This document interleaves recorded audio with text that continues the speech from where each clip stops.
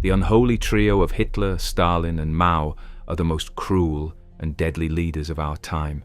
It's too bad that history shows that cruel leaders are one thing that people have always had. Some, like Attila the Hun and Genghis Khan, were rulers and great conquerors who beat their enemies very badly.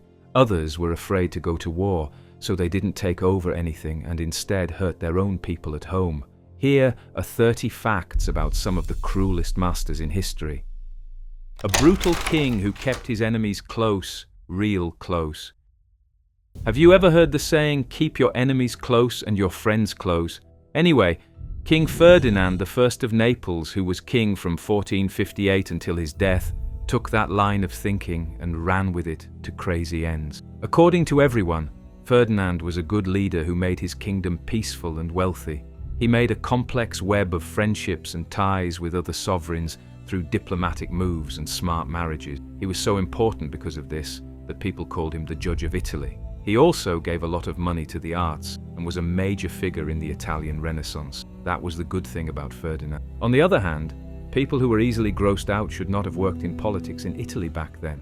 The Italian peninsula was made up of many small states and towns that ran their own governments. It was almost completely unorganized because different aristocratic families were fighting so hard for power and status. There were a lot of betrayals, poisonings, murders, and fights. It was like a real-life Game of Thrones, but without the dragon. Ferdinand was mean, which helped him do well in that kind of setting. Do you remember what it said about keeping enemies close? As you can see below, Ferdinand put his enemies' bodies on display in what became known as the Museum of Mummies after he killed them.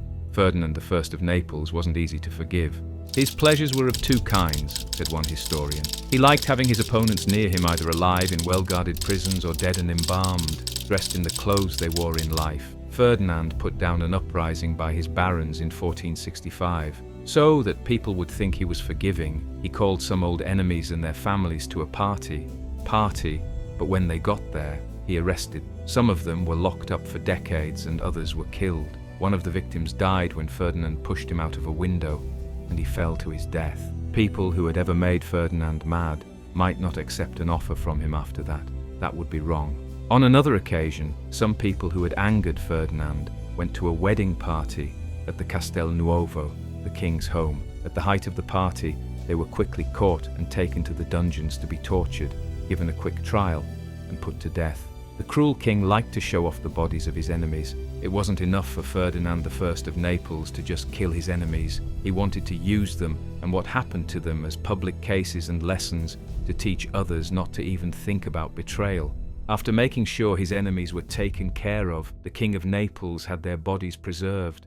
After that, he put them on display in a room in the Castel Nuovo that he called his Black Museum. It became known as the Museum of Mummies for time. As a contemporary historian described the exhibit, these dried cadavers were displayed, pickled with herbs, a frightful sight, in the dress they wore when alive and with the same ornaments, so that by this terrible example of tyranny, those who did not wish to be similarly served might be properly afraid. Ferdinand liked giving personal walks of his macabre museum, which kept people from treasonous thoughts a lot of the time. Murder victims of the king were sometimes set up in fake parties to keep things interesting. China's most brutal emperor. The name Qin Shi Huangdi means first emperor of Qin. He was first king of the Chinese state of Qin, which was one of many competing countries during China's warring states period. He took the throne as a child and took power away from the regents and courtiers who had been in charge while he was a youngster. After that, the young king or queen strengthened his power by killing court plotters who were trying to take away his rights. After that, he went on the warpath. He drove back the northern enemies, beat and took over all the other Chinese states by 221 BC and unified them under his rule. After that, he called himself the first emperor of China. China had been in a state of chaos for more than 500 years, but Qin Shi Huang ended it in a very amazing way. It was replaced by an organized state that was peaceful, well-run, and united. But tyranny and a lot of abuse were the price of unification, peace, and efficiency. So, even though Qin Shi Huang was a very important figure in the founding of China, most Chinese people hated him because he was so cruel. Li Su, Qin Shi Huang's Minister of Justice was the person he trusted and looked up to the most. Li Su was both an official and a philosopher who believed in something called legalism. It pushed for harsh rules and harsh punishments for even small crimes. As Li Su put it, if light offenses carry heavy punishments, one can imagine what will be done against a serious offense. Thus, the people will not dare to break the laws. A harsh way of thinking like that made the first emperor happy.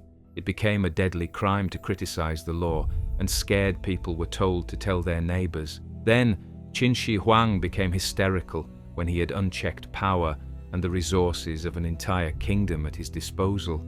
He started huge projects that required a lot of forced labor. 700,000 people worked on one project for 30 years on the tomb of the first emperor. The famous terracotta warriors site, which was found in the 1970s and now has thousands of life-size figures that can be seen by tourists, is only a small part of his huge tomb complex. Most of it has not yet been found. More than 1 million people worked to build over 700 mansions, level hills, dig canals, and make roads. The Great Wall of China was the biggest project of all. It did two things. It kept the northern bandits out, and it kept in Chinese people who were trying to escape the emperor's harsh taxes and rule. Time of the warring states was a time of chaos, but it was also a great time for Chinese culture and free thought. Before China became one country in 221 BC, there were hundreds of different schools of thought that shaped its history. Ideas like Confucianism and Taoism came into being during this time, and people freely discussed and argued about them. Those things stopped when the first emperor banned all schools of thought except legalism. He thought that his new state was very different from the old one. All history books in China were to be burned so that people would remember the break and not long for the good old days. Also, besides books about farming, science and magic, Qin Shi Huang told people to burn books about thought and everything else. When students spoke out against him, they saw how violent he could become. Intellectuals and scholars had been looked up to and admired by China's leaders until then.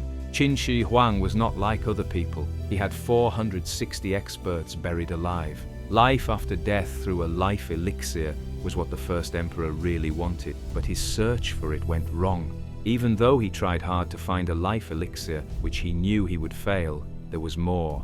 It turned out that China's first emperor's crazy efforts to live forever made his life shorter.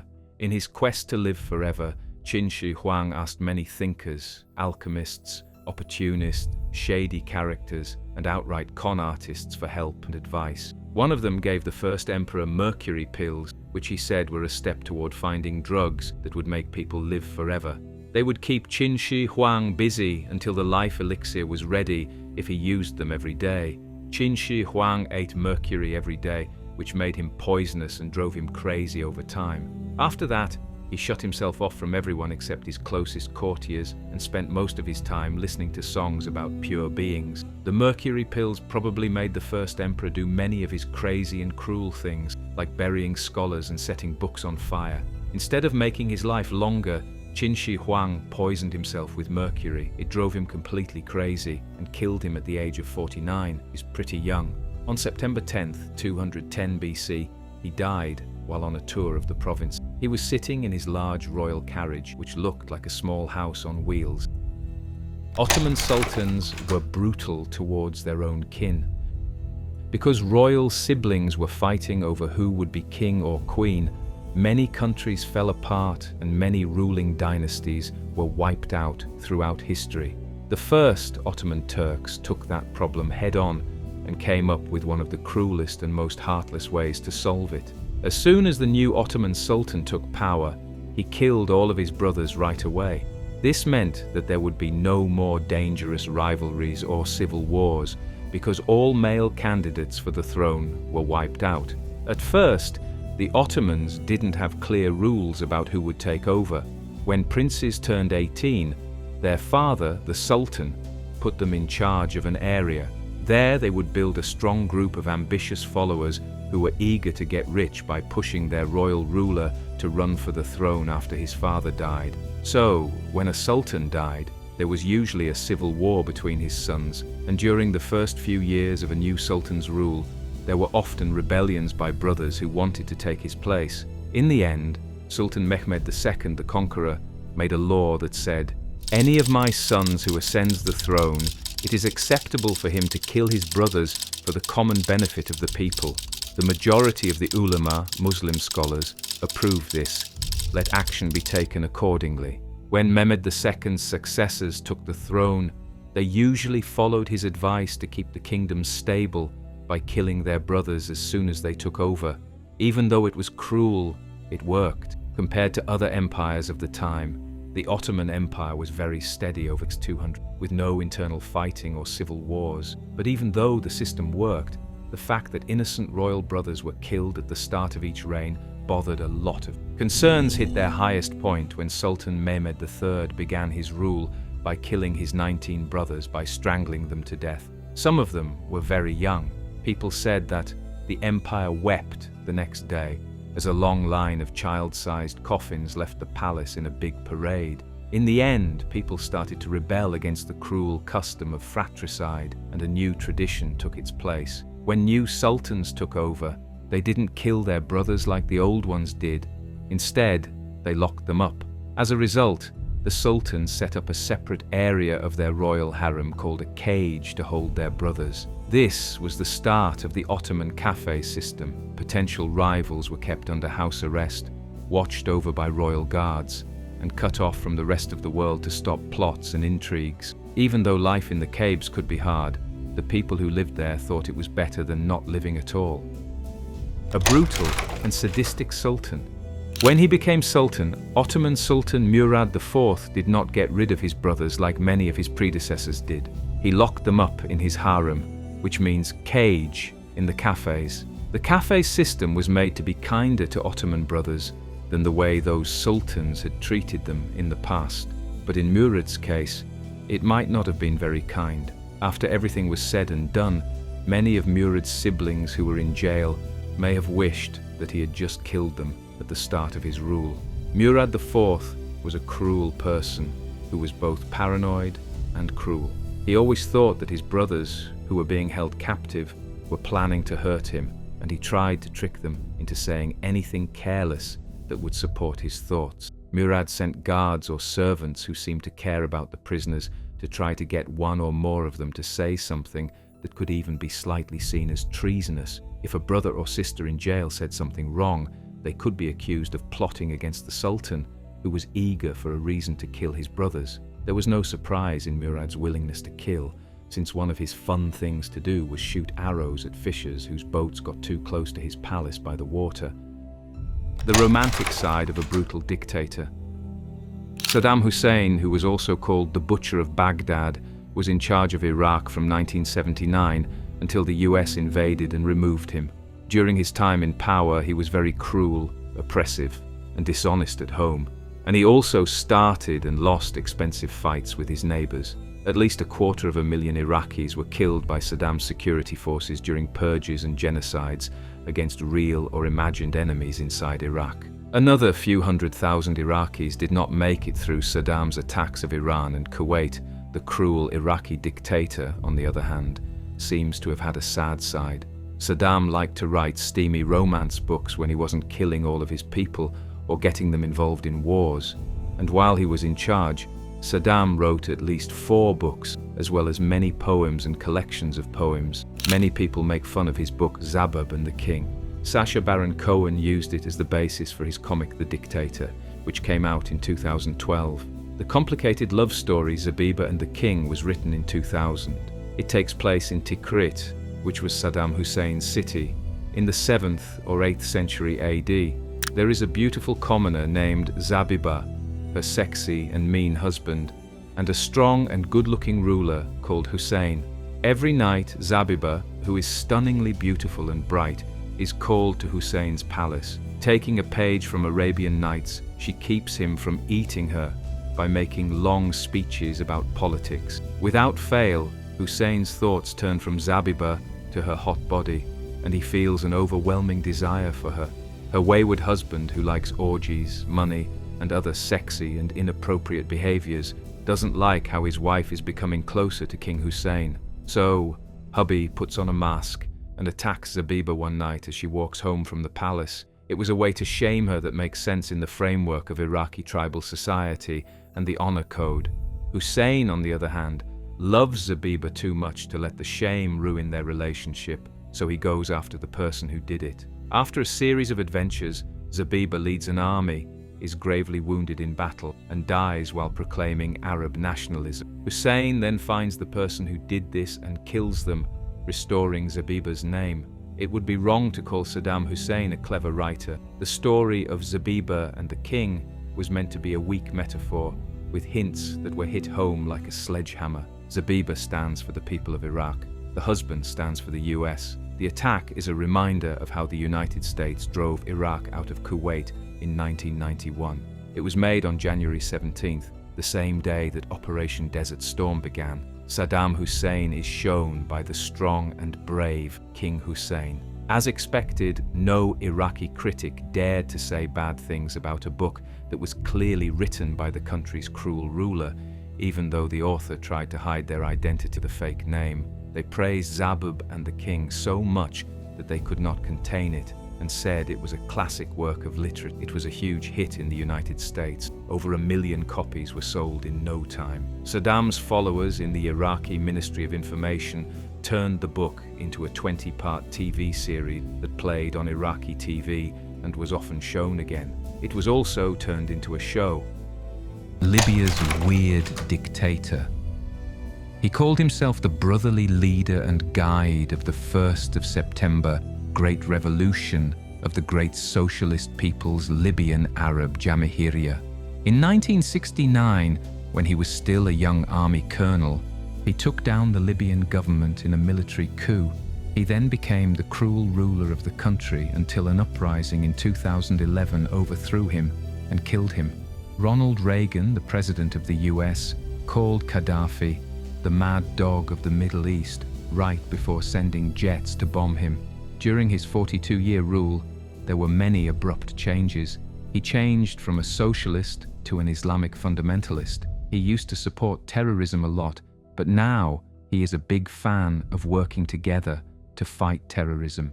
He began as an Arab nationalist, but over time he came to hate Arabs and switched his allegiance to African nationalism. Gaddafi thought of himself as the savior. He tried to be like Chairman Mao and wrote the Little Green Book, which had a political theory called the Third International Theory in it. It was supposed to be an option to capitalism and communism.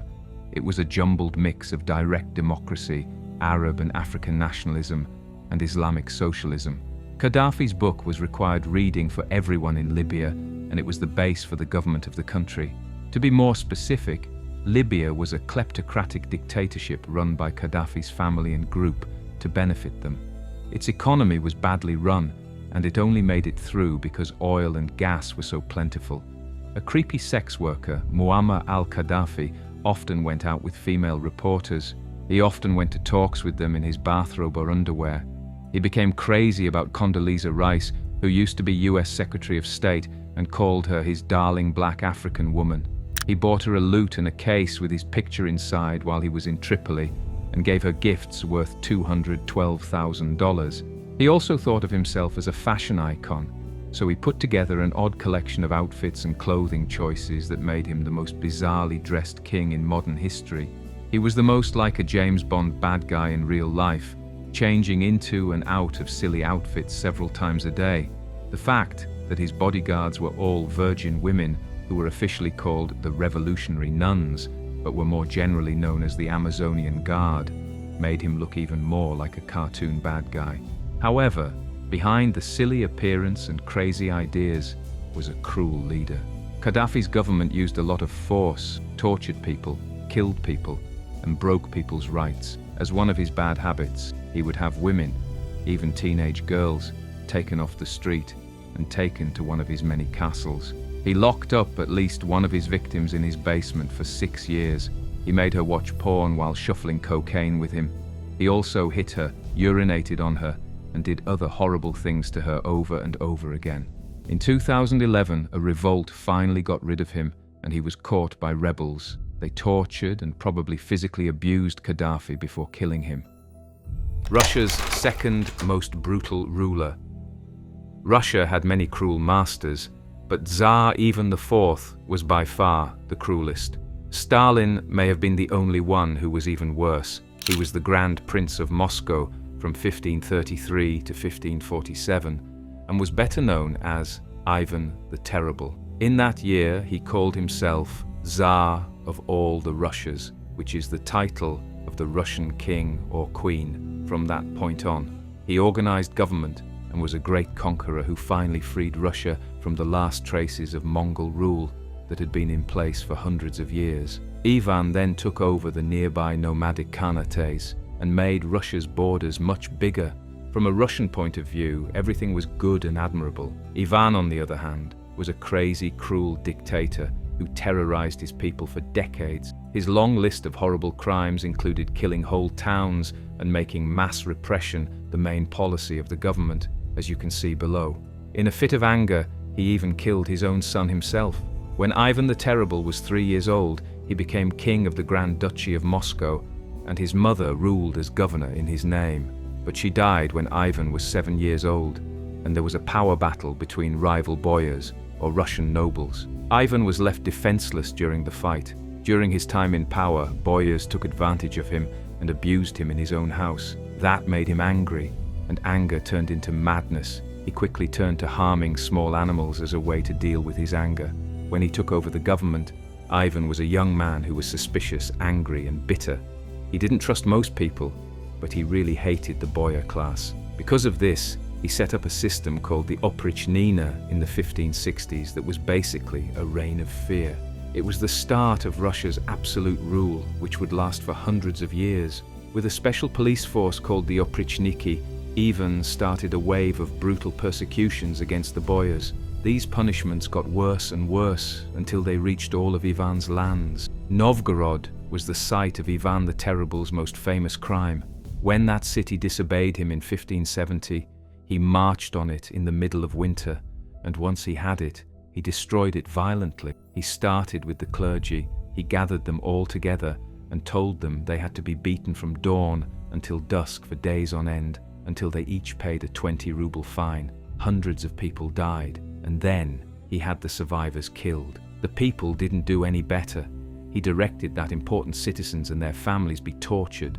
A nearby river was used to kill men and tie up and throw women and children. They were stuck under the ice while troops walked around the area and used hooks and spears to push anyone who came up to the surface. Over 60,000 people had already died by the time Ivan was satisfied. Ivan's outbursts of uncontrolled anger hurt everyone, even his own family. In 1581, he hit his pregnant daughter-in-law because he thought her clothes were too revealing, which caused her to die. Ivan the Terrible hit his son and heir in the head with his scepter when they got mad at him for beating his wife so badly. The Tsar's son died a few days later from the wound that was caused by the attack. He came after him 3 years later and had a stroke while playing chess. The brutal Hun. Attila. The Hun was a cruel tyrant who lived on the move and ruled over a large empire in Eastern and Central Europe. The Huns were the main tribe in this empire. People called him the Scourge of God because he scared everyone during his rule. From 434 to 453, he struck Persia, caused fear in both the Eastern and Western Roman empires, stole from the Balkans, and forced Constantinople to pay him huge amounts of gold. He then attacked Gaul, but was pushed back. The next year, he went after Italy, but was beaten back again. Finally, on his wedding night, he drank himself to death. Attila was born in the Hungarian steppe in 406 into a royal Hun family. In 434, he and his brother Bleda shared the crown. The brothers were pushed early on, but they beat the other side. When their enemies, who were still alive, ran away to the Roman Empire, the brothers attacked. They made the Romans give up the fugitives and agree to pay 230 kilograms of gold every year as a payment. Then Attila and Bleda went after the Persian Empire. They attacked and stole from it for years before they were defeated. After that, they turned their attention back to Europe. In the year 440, Attila and Bleda crossed the Danube, stole from the Balkans, and destroyed 2 Roman troops along the way. The Roman emperor gave up, and the brothers forced him to sign a new treaty that paid them 2,000 gold kilograms up front and 700 gold kilograms every year as a payment. Soon after, Attila built his power by unaliving his brother and taking over as the only master. In 447, he went back to the Balkans and destroyed them until he got to the walls of Constantinople. Then he turned around and left. In 450, Attila's cruel story took a new turn when the sister of the Western Roman Emperor begged him to help her avoid an unwanted marriage. With her message, she sent him her ring to ask him to marry her. Attila saw that as an offer to marry, so he said yes and asked for half of the Western Roman Empire as a gift. When the Romans refused to give in, Attila attacked and caused the usual terrible damage before finally losing at the Battle of the Catalonian Fields in 451. The next year, he entered Italy and stole from and sacked towns as he moved down the peninsula until the Pope told him to leave. He had planned to attack Constantinople again in 453, but that was the last year of his spree.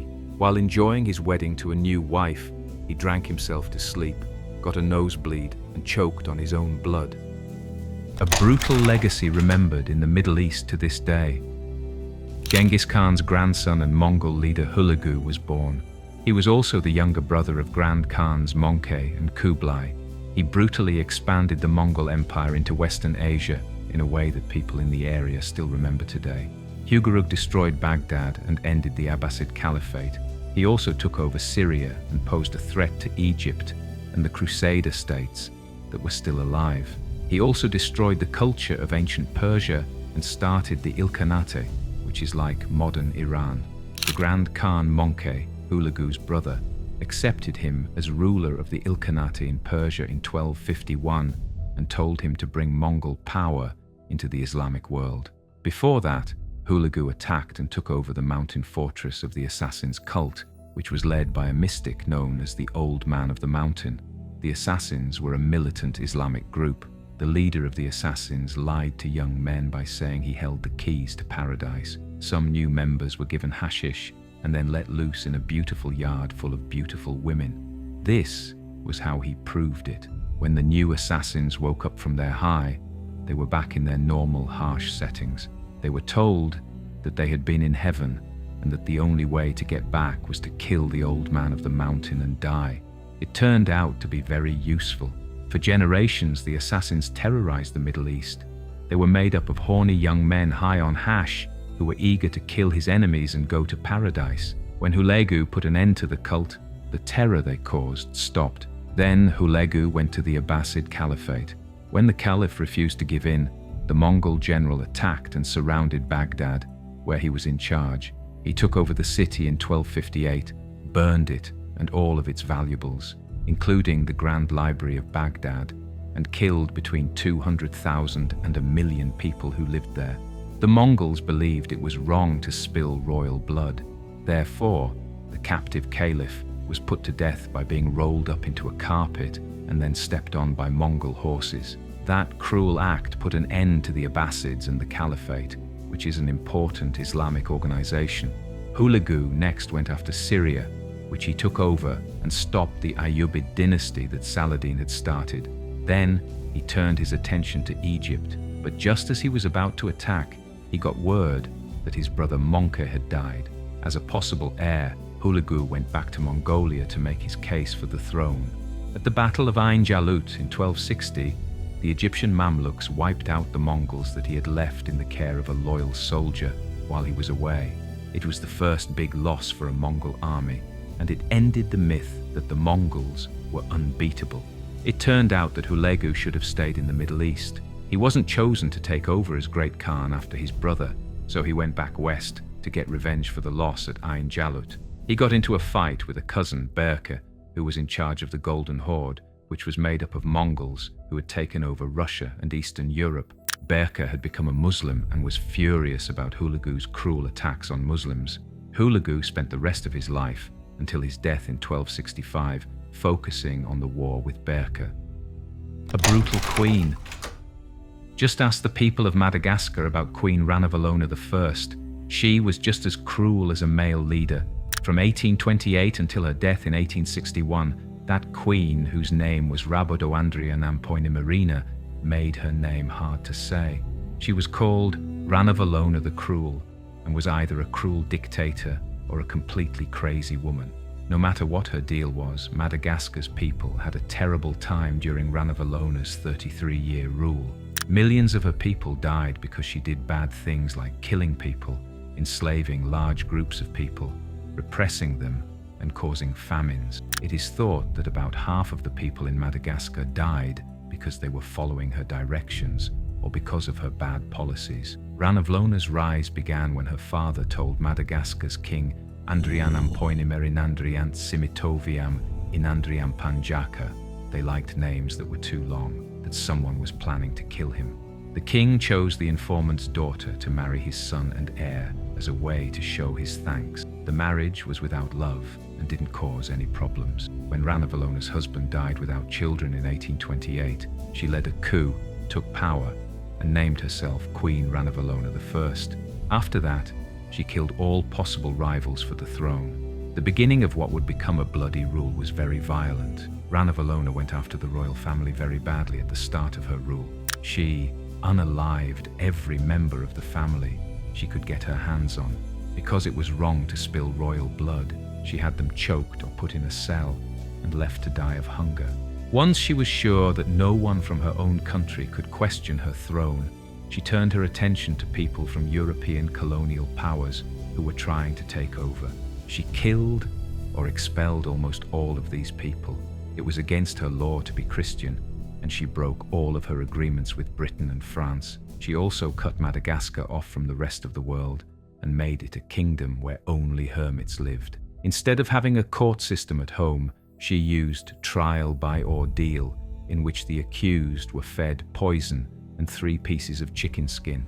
They were not guilty if they threw up all 3 pieces of skin.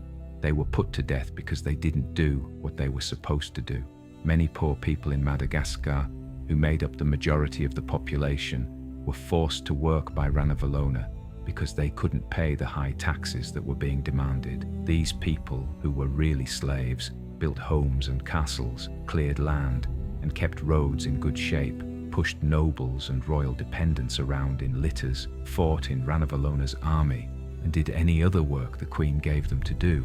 They weren't paid and were rarely or never fed, and a lot of them died. At the same time, the British and French were unhappy that they couldn't go to Madagascar, where the previous masters had made them feel welcome. So they put together joint punishment missions, but they failed. When the Europeans left, Ranavalona cut off the heads of their dead, hung the bodies on sticks, and lined them up on the beaches of Madagascar so they faced the ocean. In order to punish parts of Madagascar that didn't follow her rules or didn't support her rule, Queen Ranavalona sent her army on many missions. The Queen's men used scorched earth tactics to destroy areas that didn't want to follow her rule. As examples, Ranavalona's soldiers often killed the people who lived in towns and villages they thought were betraying the kingdom. People who were spared from being killed in large groups were made slaves and taken back to the Queen's realm to work on her projects for the rest of their lives. Over 1 million slaves were taken away between 1820 and 1853. 1/3 of the people living in Madagascar's central mountains were slaves, and 2/3 of the people living in Antananarivo, Ranavalona's capital, were slaves. Ranavalona's harsh, scorched earth policies and heavy-handed control led to widespread famines, killings, mistreatment, and forced labor, which caused Madagascar's population to drop. It is thought that the island's population dropped from 5 million to 2.5 million people in just 6 years, from 1833 to 1839. In Ranavalona's home area, the number of people dropped from about 750,000 in 1829 to just 130,000 by 1842. These are numbers that are on the same level as those that Pol Pot and the Khmer Rouge did to the people of Cambodia 100 years later. But, unlike Pol Pot, Ranavalona was not removed from power. She ruled for 33 years and died naturally in her sleep when she was 83 years old. a professor turned genocidal ruler. Talking about Pol Pot, the Cambodian communist rebel who led the Khmer Rouge to take over the government in 1975. Cambodia then turned into a nightmare state, like the movie The Killing Field showed in 1984. A quarter of Cambodia's people were killed in a massacre by Pol Pot and his fanatical followers. As a crazy attempt to control people's behavior, cities were destroyed and people were forced to become peasants and work on badly run collective farms. An awful lot of people died before the Khmer Rouge were removed from power in 1979. About 3 million were killed or went hungry. What we knew about Pol Pot's past didn't really show how bad he would become. He was born Saloth Sar into a wealthy family and went to the best schools in Cambodia before going to Paris and joining the French Communist Party. Pol Pot finally went back to Cambodia and became a college professor there, where he often spoke about being kind and humane. He was beloved by his students, who remembered him as calm, self-assured, smooth-featured, honest, and persuasive, even hypnotic when speaking to small groups. A lot of those students joined the Khmer Rouge with him and were the cruelest killers in what became known as the Cambodian genocide. History's most brutal ruler? If you asked people who they thought was the cruelest leader in history, most would say Genghis Khan.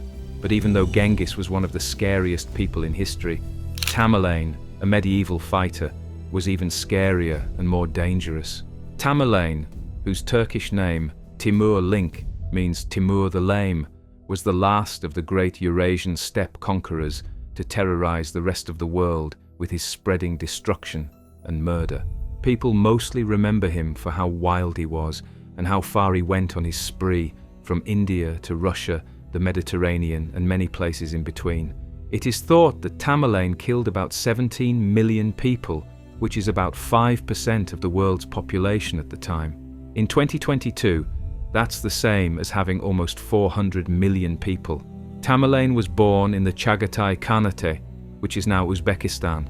He was a Muslim Turco-Mongol who said he was related to Genghis Khan. At the time, Genghis's children and grandchildren ran it. Tamerlane's rise began in 1360, when he led Turkic soldiers for the Chagatai Khan. Unfortunately, enemies killed the Khan, which led to a fight for power. After everything was over, Tamerlane came out as the power behind a throne held by a Chagatai puppet leader. Tamerlane ruled through this puppet. Tamerlane's claim that he was related to Genghis Khan may not have been true, but that didn't stop him from using it to explain his victories by saying they were the return of the Mongol Empire, which had been defeated by that time. He said that his victories put legitimate Mongol power back on lands that had been taken by usurpers without cause. With those reasons, Tamerlane ruled the Middle Ages for 35 years and caused a lot of trouble. He brought fire and sword to the lands between the Indus and Volga rivers, as well as to the Himalayas and the Mediterranean, and became known for being a cruel and violent leader. In Syria, he left Damascus and Aleppo empty and in ruin. In Iraq, he left Baghdad and Sarai, the capital of the Golden Horde, and Ryazan, both in Russia. In India, he killed over 100,000 prisoners outside of Delhi, and in Iran, he killed 200,000. Tamerlane also liked to stack towers of heads that had been cut off. He also liked to put real prisoners inside the walls of towns he had taken over and build towers out of the skulls of his enemies as lessons and to scare people who might try to fight him. When I rise from the dead, the world shall tremble. The Ottoman Turks lost to Tamerlane in his most dramatic win. The Ottomans were also becoming a growing power, and they were just as sure of their own strength as Tamerlane was. Tamerlane and Bayezid, the Ottoman Sultan, wrote angry letters to each other for years until Tamerlane finally arrived with his army in 1402, beat Bayezid, and captured him. In one of the worst acts of ownage in history, Tamerlane put his prisoner in a cage at court and made Bayezid's favorite wife serve the winner and his courtiers while she was naked. In 1405, Tamerlane's decades-long attack came to an end. He got sick as he was getting ready to attack China and died before he could start the war. It was said that his grave was cursed. On June 19, 1941, Soviet scientists dug up his body. "When I rise from the dead, the word shall tremble," were carved into his tomb. After 2 days, the Nazis began the biggest military operation in history against the USSR. The Soviets barely made it through, but they did. In November 1942, just before Operation Uranus, which led to the first big Soviet win at Stalingrad, Tamerlane was reburied according to all the rules of Islam. This was done to be safe.